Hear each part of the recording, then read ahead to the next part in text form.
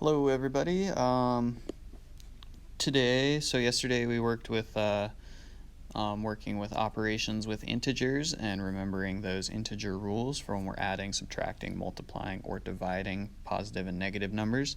And today is going to be a little bit more of the same thing with decimals this time. So we're working our way through the rational numbers. So just operations with all kinds of rational numbers here. So from here on out throughout the year, we'll be able to use a calculator on this stuff, but I want to emphasize that a calculator is a tool that we use to help us with these problems, and we need to know how the tool works before we can just go using it willy-nilly. So a calculator is it's just a computer. It's only as smart as the person using it, so we need to understand how we're using a calculator in order to be able to use it. So first off, we just got some words that when we see in word problems are going to go along with the certain operations that we're dealing with. So just get a feel for these up here and look for those words when we are going through these problems, because it's going to tell us how to attack it. So this would be group work, but we're just going to do it together here, just so you get a feel for it, because we don't have a group at home if you're distance learning, right? All right, so part A, we need to circle the math operations that we think we would use to find the answer. We're going to write the expression that we would use, and then write the answer with the correct units. So like I said, calculators are allowed. So here we go. So number one here, or part A of part A. So the Cinema 3 Theater charges $3.75 for tickets to see the 3 p.m. showing. On Saturday, the theater sold 246 tickets for this time slot. That's how much money was collected. So what we need to do here is, what do we think is going to happen? Well, we are selling multiple things of the same price, so we are repeatedly adding that $3.75 for the ticket. So how much money was collected? Well, we know, since we're repeatedly adding the same thing, that is multiplying, right? So our expression then would be, well, it is $3.75 per ticket, right? And we will be multiplying that times the number of tickets that were sold, 246. Let me just grab my calculator real quick. So when we multiply out $3.75 times those 246 tickets, we are going to get, they made $922.50. All right, now moving on to B. So Marion's temperature was 99.7 at 4 p.m. At 10 p.m., her temperature was 100.4. How much did her temperature increase from 4 p.m. to 10 p.m.? Well, how much did it increase? We're looking for the difference in temperatures, right? So when we're looking for a difference, that is going to be subtraction. So our expression then, well, we want to figure out the difference, so we're going to take our bigger number here minus that smaller number, 100.4, excuse me.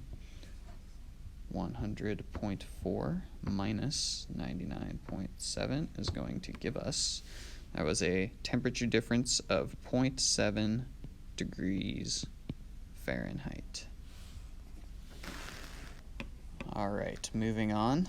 Joe has $20. A 6-pack of soda costs $1.89, including tax. What's the greatest number of 6-packs of soda he can buy? Well, we're trying to split $20 evenly to figure out how many 6-packs of soda we can get here. So splitting evenly into multiple groups is going to be division. And then we're going to be rounding off a little bit here. So we're going to take that $20 and divide it by the $1.89 per 6-pack of soda here, right? So when I take care of that, 0.89 I get a decimal number here, right? So we get 10.58, but I'll write that up here, 10.58 six-packs, but we can't buy 0.58 of a six-pack of soda, right? You got to buy the whole thing. So we're going to round that down because I would not be able to buy 11 with that amount of money. So the answer here is he can buy 10 six-packs of soda. Moving on, part D, the Diaz family was planning a vacation. A 5-day river rafting trip would cost the family $225.99 for each day. A cruise to Hawaii would cost $2,651. What's the difference? Well, it gives us that we're looking for the difference, right? And if we remember, difference is going to be subtraction. So 2,651 for the higher costing trip minus the $225.99. So the difference between these trips will cost 2,651 minus 22 or 225.99 equals. So the difference between these trips is $2,425.01.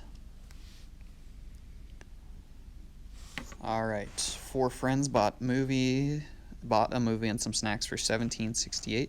They wanted to divide the cost evenly, so it gives it to us right there, right? We are dividing. So we're taking that amount that this thing costed, the movie and the snacks, and dividing that by the 4 friends. So when I take 17.68, the price of everything, and divide it by 4, we're going to get each friend would have to chip in $4.42 there. And finally, a local fair in Massachusetts, Jan had $10 to spend. She spent $4.75 on video games, $1.25 on large popcorn, and 75 cents on a small lemonade. How much money did Jan have left? Well, in order to figure out how much she had left, we have to figure out how much everything costed, right? So we're going to have to take the $10 that she had and subtract what she spent. And she spent, we're going 4.75 plus 1.25 plus 0.75. So I can simplify that later on, but I'm just going to take care of the parentheses first when we're evaluating things, right? PEMDAS, parentheses comes first. We're going 4.75 plus 1.25 plus 0.75, and that is 6.75. So we're doing a mix of addition and subtraction here. Sorry, I forgot that first part. And I'm just going to note that this is 6.75 that I have in my parentheses. And then 10 minus 6.75.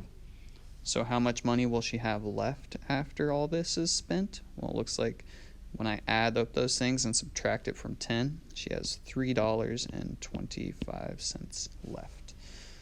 So that is everything here for today. So just a quick little run through of some problems with decimals here. So look out for your assignment on Canvas. And then once you finish that assignment, there's an IXL assignment to get done on there as well. I forget which number it is, but look in Canvas and you will see it there. So remember to submit your SMART score to me once you finish that up, and then take a photo of your work for the assignment, and make sure you submit that as well. Thanks, and we will talk.